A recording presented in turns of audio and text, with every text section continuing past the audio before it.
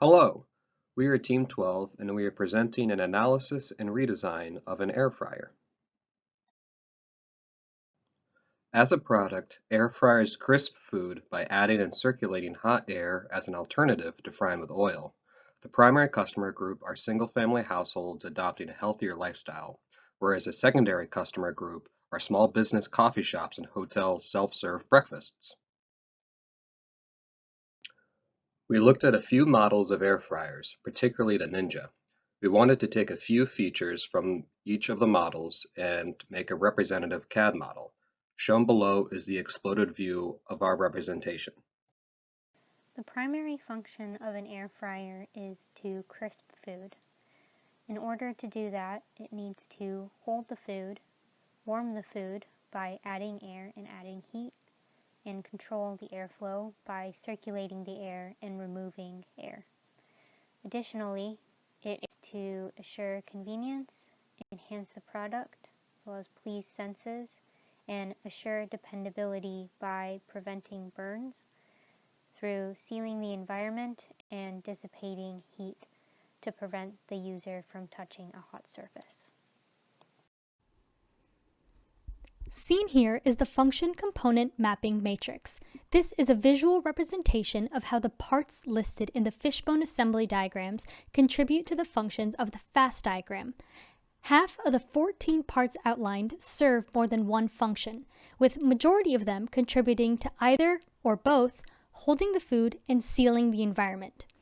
This indicates that there is plenty of room for a potential redesign in how an air fryer holds food or seals its environment, but less flexibility in redesigning how it adds heat, for example, since only one component serves that function.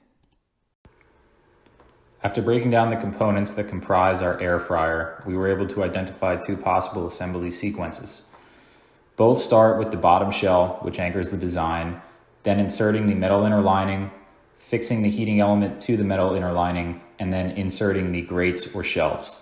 From there, the two sequences differ in regards to the order of whether to add the door subassembly or the top shell subassembly first.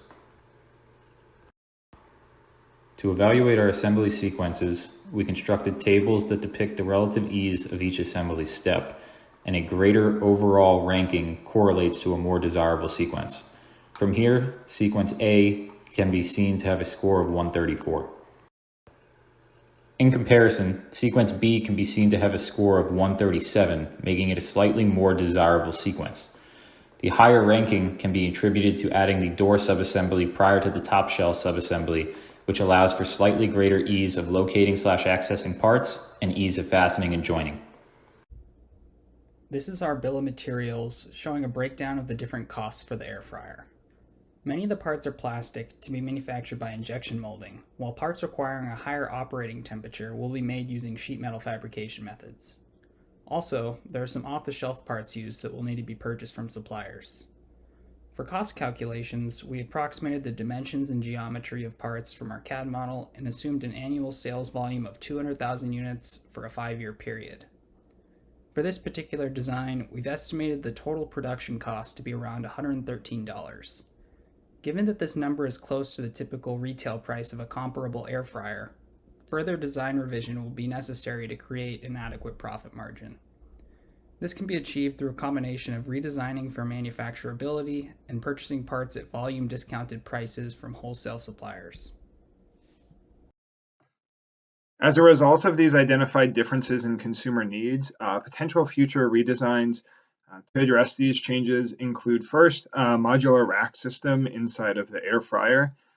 Additionally, redesigning to have 2 separate climate chambers as opposed to just one would allow for flexibility in cooking 2 different types of food at the same time. To reduce consumer waiting time and further increase functionality, we would investigate implementing a higher capacity heating element to cook food faster, as well as adding features to increase ease of use and durability that would be valued by the consumer. This could include use of more durable materials or components for heavy use commercial applications, or even a removable drip tray to ease cleaning. And so as a result of these identified differences in consumer needs, potential future redesigns to address these changes include a modular rack system inside the air fryer. So that would include different attachments such as a rotisserie, baskets, trays, etc., allowing for flexibility in cooking different foods and amounts of food. Furthermore, redesigning to have 2 separate climate chambers as opposed to just one would allow for flexibility in cooking 2 different types of food at the same time. To reduce waiting time and further increase functionality, we'd anticipate implementing higher capacity heating elements to cook food faster, as well as having different modes.